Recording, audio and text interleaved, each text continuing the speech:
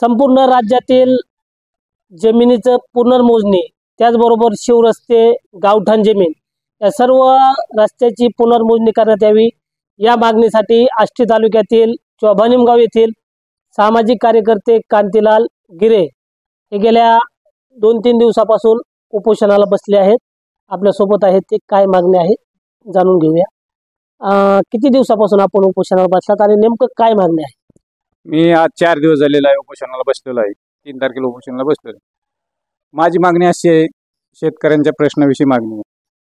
शिवरस्ते, सर्व नंबरचे रस्ते आणि तुकडा पद्धत जमीन हे मोजून देणे आणि सरकारनेच त्याचा पूर्ण खर्च करायचा आणि ते सगळं टाकून द्यायचं, म्हणजे शेतकऱ्यावरचा ताण हा पूर्ण कमी होईल। त्याच्यासाठी मी उपोषणाला बसलेलो आहे। याआधी देखील आपण अशाच प्रकारे उपोषणाला बसला होता आणि हीच मागणी होती। काय झालं त्यावेळेस आपण उपोषण सोडलं?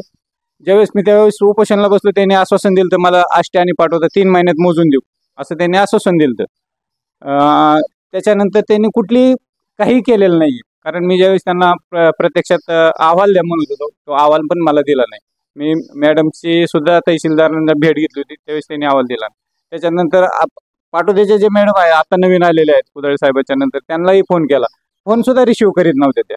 एक वेळेस फोन केला, मी दर मंगळवारी आष्टीला येते म्हणून सांगितलं फक्त मला, तर मी मंगळवारच्या दिवशी फोन करायला ते म्हणले नाही कामानिमित्त बाहेर आले, आष्टीला काय आले नाही। त्याच्यामुळे त्यांनी टाळाटाळ भेटण्याची टाळाटाळ सुद्धा माझी संगती केलेली।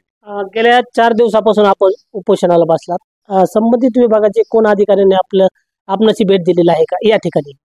हो, संबंधित अधिकारी आष्टीचे आपले भूमी अभिलेखचे बी आले, पाटोद्याचे बी आले, तहसीलदार मॅडम बी आले, पण ते म्हणले आमच्या हातात काहीच नाही, ही वरच्या लेवलचा प्रश्न आहे। म्हणलं ज्यांच्या हातात आहे त्यांनाच ते कळवा, तुम्ही माझ्याकडे येऊच नका, तुमच्या हातात नाही तर तुम्ही येता कशाला म्हणलं। मी डायरेक्ट त्यांना सांगून टाकलेलं आहे, ज्याच्या हातात आहे त्या माणसाने माझ्याशी मी चर्चा करायला त्यांच्याशी तयार आहे। चर्चेतून हा मार्ग 100% निघणार आहे।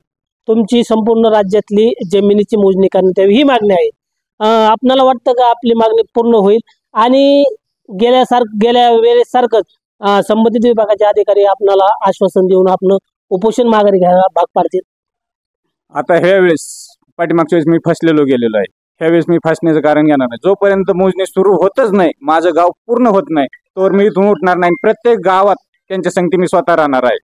त्याच्यामुळे ह्यावेळेस मी आश्वासनावर उठणार नाही। ठोस भूमिका त्याच्यावर जोपर्यंत होत नाही तोवर उठतच नाही। मोजायला सुरुवात केली पाहिजे त्यांनी, तोपर्यंत मी उपोषण सोडणार नाही। जीव गेला तरी हरकत नाही शेतकऱ्यांसाठी, कारण एक गेला तर हरकत नाही, पण लाखो शेतकऱ्यांचं भलं होणार आहे आणि कोर्ट सगळ्या शेतकऱ्यांचं बंद होणार आहे। याच्यामुळे आजपासून मी दवाखान्यात सुद्धा लोक आलते, त्यांना पण चेकिंग करायचं नाही म्हणून सांगितले, कारण मी टोटल जीवावर उधार झालो शेतकऱ्यांसाठी। मी शेतकऱ्यांचा प्रश्न मार्गी लागत नाही, तो उठत नाही आणि दवाखान्यात स्टेटमेंट सुद्धा घेणार नाही जोपर्यंत संबंधित मंत्री असेल कोण असेल ज्याच्या हातात आहे ते माणसं जोपर्यंत इथे येत नाही, माझी त्यांची चर्चा होत नाही, तोवर मी काही उठणार नाही। निश्चितच जोपर्यंत कामाला सुरुवात होत नाही, जोपर्यंत कारवाई होत नाही, जोपर्यंत जमिनीची मोजणी होत नाही, तोपर्यंत मी उपोषण सोडणार नाही असा ठाम पवित्रा या ठिकाणी सामाजिक कार्यकर्ते कांतीलाल गिरे यांनी घेतलेला आहे। कॅमेरामन अनिल मोरे सह संदीप जाधव, झुंज मराठी न्यूज, चोभानिमगाव, आष्टी।